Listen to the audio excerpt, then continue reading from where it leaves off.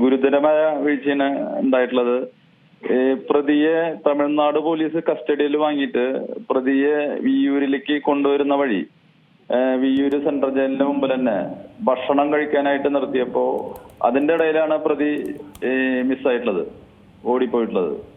തീർച്ചയായിട്ടും ഇത് അധികാരികളുടെ ഭാഗത്തു നിന്നുള്ള ഒരു കൃത്യവിലോപമാണ്. പ്രതിയെ അന്വേഷിച്ചുകൊണ്ടിരിക്കുന്നുണ്ട്. പ്രതിയെ പാടുകാട് തിരുത്ത് ഭാഗത്തേക്ക് പുലർച്ചെ 3 മണിക്ക് കണ്ടതായിട്ട് പോലീസ് കേന്ദ്രത്തിൽ നിന്നും റിപ്പോർട്ടുണ്ട്.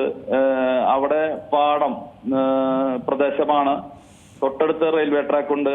ആ വഴിക്ക് പ്രതി കറുത്ത ഷർട്ടും വെള്ളമുണ്ടും ആണ് ധരിച്ചിട്ടുണ്ടായിരുന്നത്. പിന്നെ ഷർട്ട് മാറി മഞ്ഞ ഷർട്ടാണ് ഇപ്പൊ ധരിച്ചിരിക്കുന്നവരുള്ളത്. പ്രതി പാടത്തിലൂടെ പോയി റെയിൽവേ ട്രാക്ക് വഴിക്ക് ഓടിയതാണ് കിട്ടിയിട്ടുള്ള ഒരു റിപ്പോർട്ട് നമുക്ക്. അതായത് ഈ ജയിലിന്റെ പരിസരമാണോ ഇത്? ഈ ജയിലിന്റെ ആ ഭാഗത്ത് തന്നെ ചെരുപ്പ് കണ്ടെത്തി എന്നൊക്കെ പറയുമ്പോൾ ആ പരിസരത്ത് മാത്രമാകാൻ സാധ്യതയുണ്ടോ? ഇയാൾ ഓടി രക്ഷപ്പെട്ട് കൂടുതൽ ദൂരം പോകാനുള്ളൊരു സാധ്യതയുണ്ടല്ലോ. തീർച്ചയായിട്ടും ഇതിന്റെ പരിസരത്തിന്റെ ഭാഗത്ത് വീടുകളൊക്കെ ഉണ്ട്. പക്ഷെ കുറച്ചങ്ങോട്ട് പോയ പാടം എന്ന ഒരു പ്രദേശമാണ്. പാടം നെൽകൃഷിയും ഒക്കെയുള്ള ഒരു പ്രദേശമാണ്. തൊട്ടടുത്ത റെയിൽവേ ട്രാക്ക് ഉണ്ട്. വിജനമായ ഒരു സ്ഥലമാണ്. അപ്പോ പല വഴികളിലൂടെയും പോയി കഴിഞ്ഞാൽ പ്രതിക്ക് ഈ പ്രദേശത്തെത്താൻ സാധിക്കും. പിന്നെ പാടത്തേക്ക് പോയി കഴിഞ്ഞാൽ പെട്ടെന്ന് പിടിക്കാൻ പറ്റുന്ന ഒരു അവസ്ഥയിലല്ല, വിജനമായ കിടക്കുന്ന ഒരു പ്രദേശം കൂടിയാണ് അത്. ഈ പുലർച്ചെ 3 മണി മുതൽ ഇയാൾക്കായുള്ള തിരച്ചിൽ അവിടെ ഉണ്ടല്ലേ?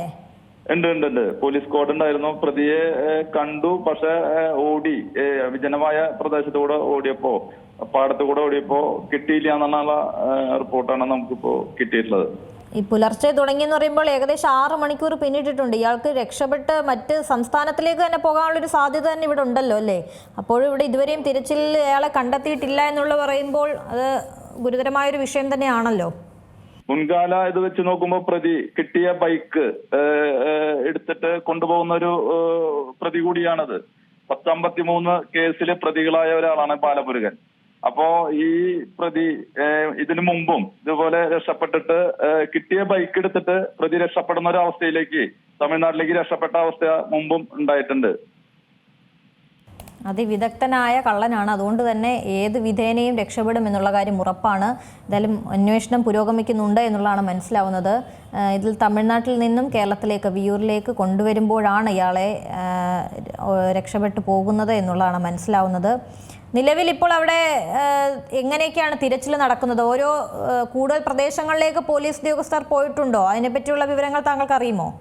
അവിടുത്തെ പോലീസ് ഉദ്യോഗസ്ഥരെല്ലാവരും കൂടുതൽ ഭാഗങ്ങളിലേക്ക് തിരച്ചിൽ വ്യാപിപ്പിച്ചിട്ടുണ്ട്. എല്ലാവരോടെയും പൊതുജനങ്ങളുടെയും എല്ലാ സപ്പോർട്ടോടുകൂടി തെരച്ചില് അവിടെ നടത്തുന്നുണ്ട് പോലീസ് ഉദ്യോഗസ്ഥര് എല്ലാവരും. എല്ലാ വാട്സപ്പ് ഗ്രൂപ്പുകളിലും ഇതിന്റെ മെസ്സേജ് പാസ് ചെയ്തിട്ടുണ്ട്.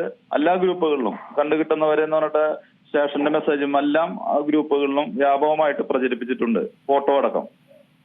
ഈ ഏതെങ്കിലും നാട്ടുകാർ ഇയാളെ കണ്ടതായിട്ടുള്ള എന്തെങ്കിലും വിവരമുണ്ടോ?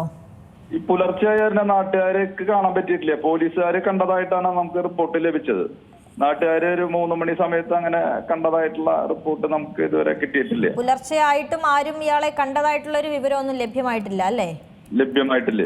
ഏറ്റവും പുതിയ വാർത്തകളും വിശേഷങ്ങളും വിരൽത്തുമ്പിലറിയാൻ സീ മലയാളം ന്യൂസ് എല്ലാ ഡിജിറ്റൽ പ്ലാറ്റ്ഫോമുകളിലും ലഭ്യം.